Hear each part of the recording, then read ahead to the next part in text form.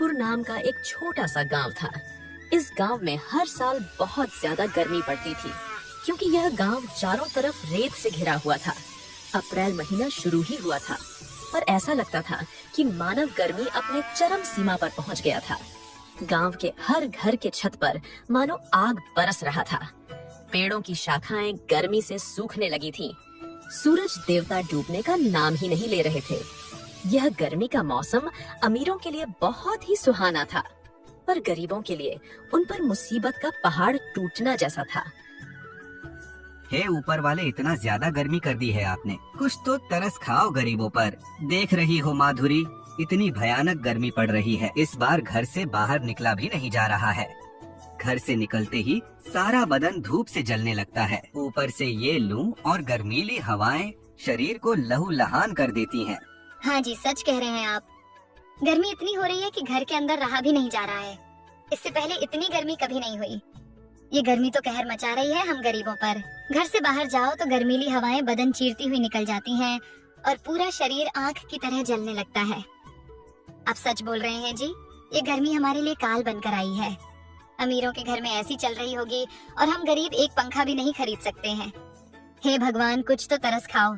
हाँ माधुरी, तुम सत्य बोल रही हो। हम गरीबों की कोई जिंदगी होती है। जो जैसा चाहता है वैसा हमें चलाता है और हम कुछ नहीं कर पाते हैं। हम गरीबों का कोई इज्जत नहीं है। अमीर तो हमें अपने पैरों की धूल समझते हैं। देखो माधुरी, यह सूरज डूबने का नाम भी नहीं ले रहा है। अपराधों की तरह हम पर नजर रखे हुए हैं। हाँ, इस बार की गर्मी ने तो सबकी हालत खराब कर रही है। इतनी गर्मी में आप काम पर कैसे जाएंगे? अब क्या कर सकता हूँ माधुरी, काम तो करना ही होगा, चाहे कितनी भी गर्मी क्यों ना हो। सेठ लोगों को कुछ भी फर्क नहीं पड़ता, चाहे सर्दी हो या फिर गर्मी। उनको सिर्फ काम से मतलब है। उनका काम पूरा होना चाहिए। अच्छा, अब मैं चलता हूँ। देर हो गई तो मालिक गुस्सा करेंगे। अभी धूप नहीं निकला है, आप जल्दी से काम पर चले जाइए, नहीं तो धूप निकलने के बाद घर से बाहर भी नहीं निकला जाएगा। गिरधर एक जूस वाले की दुकान पर जूस बनाने का काम किया करता है। उससे जो पैसे मिलते थे उसी से घर का गुजारा करता था। वैसे तो शिव, नारीपुर गांव में गर्मी बहुत ज्यादा पड़ती थी, लेकिन इस बार की गर्मी ने तो रिकॉर्ड ही तोड़ दिया। पूरा गांव गर्मी से परेशान था। पूरा दिन खूब कड़ाके की धूप निकली रहती थी। बाहर निकलते ही बदन जलने लगता था। छांव के तो दर्शन तक नहीं हो रहे थे। गांव का वो चौपाल जहां लोग बैठकर बातें किया करते थे, आज वो चौपाल बिल्कुल सूना और वीरान पड़ा था। इस बार की गर्मी ने तो सबको परेशान कर दिया था। बबलू के पापा, आज घर में आटा बहुत कम बचा है, बस 4 रोटी ही बन पाई है, तो मैंने आपको दिन में खाने के लिए बांध दी है और 2 रोटी में से एक रोटी बच्चों को दे दूंगी। मेरा तो आज उपवास है। नहीं माधुरी, वो 2 रोटी भी बच्चों को खिला दो। मैं तो जूस पीकर भी काम चला लूंगा। अब जूस पीकर कैसे सारा दिन काट लेंगे जी? वैसे भी दिन बहुत बड़ा होता है। तुम घबराओ मत माधुरी, शाम को जब वापस घर आऊंगा तो राशन ले आऊंगा, तब रोटी बना लेना आराम से। माधुरी को भी पता था 1 गिलास जूस से सारा दिन नहीं कटेगा, पर गरीबी के कारण वह कुछ कर भी नहीं सकती। गिरधर काम के लिए घर से बाहर निकलता है। बाहर बहुत तेज से धूप और गर्मीली हवाएं चल रही थीं। इस कड़ाके की गर्मी और गर्म लू के कारण गिरधर का शरीर धूप से मानो जलने लगा था। धोती और कुर्ता में उसे और भी गर्म लग रही थी, पर वह मजबूर था, क्योंकि जब वह काम पर जाएगा तभी वह अपने परिवार का पेट पाल सकेगा। धूप से बचने के कारण गिरधर सुबह 6 बजे अपने मालिक के दुकान पर पहुंच जाता है। अरे भोला, आ गया। बहुत अच्छा काम किया तूने, जो इतना जल्दी आ गया। नहीं तो धूप इतनी तेज हो जाती कि घर से बाहर निकलने के लिए तुझे 100 बार सोचना पड़ता। सूर्य देवता न जाने हम लोगों से इतना नाराज क्यों है, जो आग उगल रहे हैं। इस गर्मी ने लोगों को घर में ही कैद कर दिया। कहीं आने जाने के लिए 100 बार सोचना पड़ता है। आप सच बोल रहे हैं मालिक। इतना गर्मी पड़ रही है कि घर से बाहर नहीं निकला जा रहा है और ऊपर से ग्राहक भी नहीं आ रहे हैं। क्या करें मालिक, कुछ समझ में नहीं आ रहा है। अच्छा गिरधर, ज्यादा बातें मत करो, जाकर गिलास धो, ग्राहक आते ही होंगे। जी मालिक, अभी जा रहा हूँ। गिरधर गिलास धोने के लिए चल देता है। कहते हैं ना, गरीबी और भूख इंसान से सब कुछ करवा लेता है। और आज गिरधर को घर राशन भी ले जाना है, वरना उसका परिवार भूखा ही रह जाएगा। वह गिलास धोकर लोगों को ठंडी ठंडी जूस पिलाने लगता है। गर्मी ज्यादा होने के कारण गिरधर का भी मन कहने लगा कि वह भी एक गिलास जूस पी ले। जैसे ही गिरधर जूस पीने के लिए गिलास मुख के पास ले गया, वैसे ही सेठ पहुंच गए। सेठ उसे देख लेता है जूस पीते हुए और गुस्से में बोलता है, गिरधर, तुम्हें यहाँ जूस पिलाने के लिए काम पर रखा हूँ, खुद पीने के लिए नहीं। मैं खुद पूरे दिन में एक बार जूस पीता हूँ, इस दुकान का मालिक होकर भी, और तू नौकर होकर भी जूस पिएगा। ना जाने कितना गिलास पी चुका होगा। इसलिए आज तेरी दिहाड़ी से 4 गिलास के जूस के पैसे काट लूंगा, तब पता चलेगा तुम्हें, और कल से तुम यहाँ काम पर मत आना। नहीं मालिक, ऐसा मत करिए। आज गर्मी बहुत ज्यादा लग रही थी, इसलिए 1 गिलास जूस पिया हूँ। दोबारा ऐसा नहीं होगा मालिक। कृपया करके आप मेरा दिहाड़ी मत काटिए, नहीं तो मेरे बीवी बच्चे भूख से मर जाएंगे मालिक। मेरा बच्चा इंतजार कर रहा होगा मालिक। जब मैं यहाँ से जाऊंगा तब राशन लेकर जाऊंगा, तब खाना बनेगा। इसलिए मालिक दिहाड़ी मत काटिए, दोबारा ऐसा गलती नहीं होगा। ये सब तुझे जूस पीने से पहले सोचना था। मैंने ठेका नहीं लिया है तेरे बच्चों का पेट भरने का। बेचारा गिरधर पैसे कम मिलने से परेशान था। उसे क्या पता था कि 1 गिलास जूस उसे इतना महंगा पड़ जाएगा। शाम तक वह काम करता रहा और कम पैसे लेकर वह घर की तरफ चला गया। उसने कुछ पैसों से घर का राशन लिया और घर आ गया। गिरधर अपने घर पहुंचता है तो उसकी पत्नी माधुरी उससे कहती है, अजी क्या बात है, आप इतने परेशान क्यों लग रहे हो? और ये राशन भी इतने कम ले आए हो? इससे तो बस 2 दिन ही काम चल पाएगा। गिरधर माधुरी को सारी बातें बता देता है। माधुरी, मैं बहुत परेशान हूँ। मालिक ने मुझे काम से निकाल दिया। मुझे गर्मी बहुत लग रही थी, गला सूख रहा था, तो मैंने 1 गिलास जूस पी लिया था। दूध पीते हुए मालिक ने देख लिया और तो और मेरी दिहाड़ी भी काट लिए। माधुरी, मैंने जूस पिया 1 गिलास और पैसे काटे 4 गिलास के, और ऊपर से मुझे काम से भी निकाल दिए। इसलिए मैं बहुत परेशान हूँ। हे भगवान, तूने ये गर्मी का मौसम क्यों बनाया है? हम गरीबों का गुजारा कैसे होगा? अब क्या होगा जी? ऐसे गर्मी में हमारा गुजारा कैसे होगा? माधुरी, तुम परेशान मत हो। मैंने थोड़ा बहुत पैसा बचा लिया था। घर में एक भी पंखा नहीं है। तुम बाजार से पंखा खरीद कर ले आना, ताकि गर्मी से बच्चे परेशान ना हो। अरे आप ये पैसे अपने पास ही रखो, अब खुद ही बाजार से सस्ते पंखे खरीद लाना। हालात तो देखो, अपनी पसीने से सारा बदन भीग गया है। बच्चों से ज्यादा पंखों की जरूरत तो आपको है। गिरधर बाजार जाकर बच्चों के लिए एक सस्ता वाला पंखा खरीद कर ले आता है।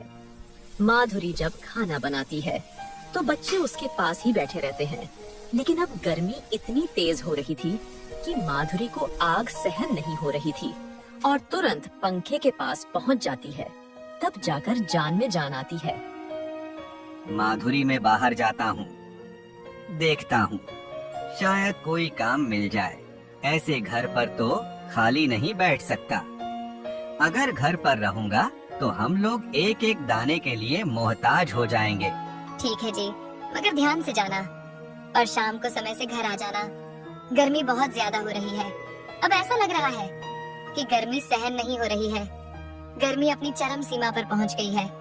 अगर ऐसे ही रहा तो चारों तरफ अकाल पड़ जाएगा, लोग बीमार पड़ जाएंगे, भुखमरी फैल जाएगी, चारों तरफ सूखा ही सूखा फैल जाएगा, हरियाली जमीन बंजर बन जाएगी, सबका कारोबार ठप पड़ जाएगा।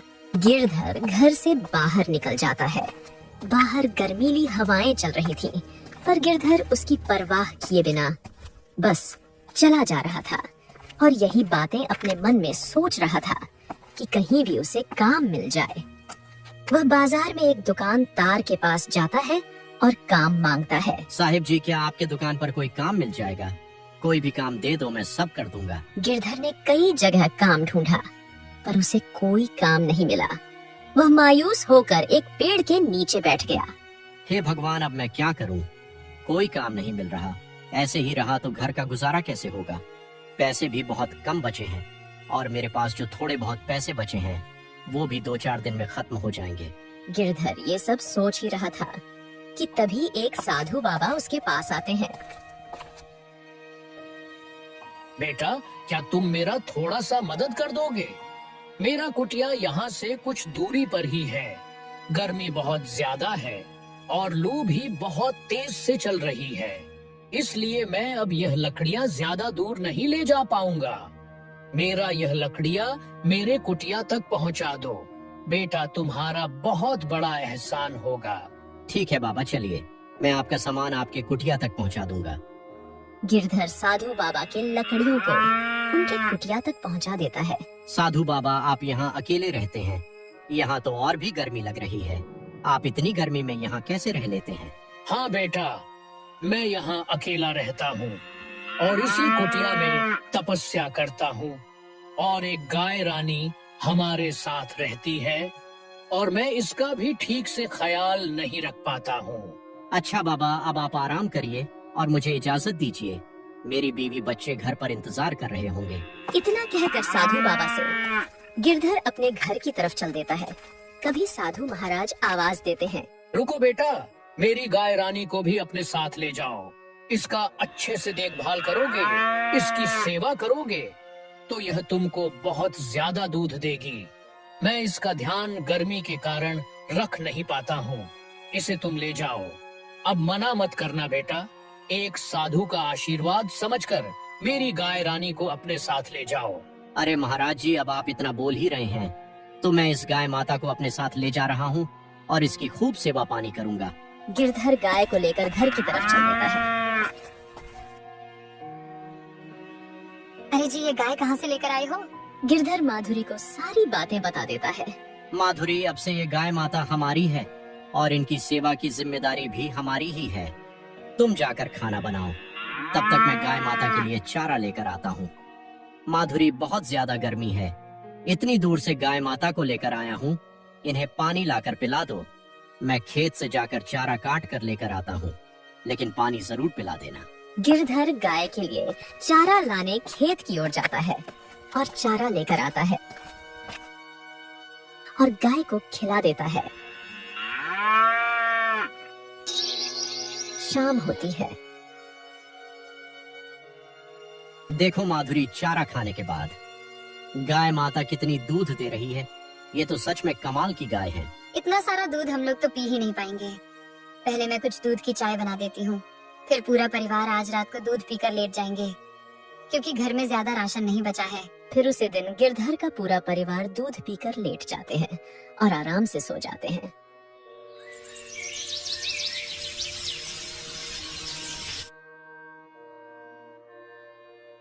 अजी, हमारे पास इतना सारा दूध हो गया है, क्यों ना हम दूध का व्यापार कर ले, अच्छा खासा चलेगा। हाँ सुनीता, तुम बोल तो ठीक रही हो। मैं अगले ही दिन से दूध को लेकर डेयरी पर जाऊंगा और बेच दूंगा। कम से कम घर का खर्चा तो चलेगा। गिरधर इतना कहकर गाय के लिए हरी घास लाने चला जाता है। हरी घास जब काट कर घर आता है तो गाय को खिला देता है। अगली सुबह होती है। गिरधर दूध को लेकर दूध वाले के डेयरी पर पहुंच जाता है। डेयरी पर दूध बेचता है। भाई साहब, 400 रुपया बना आपका।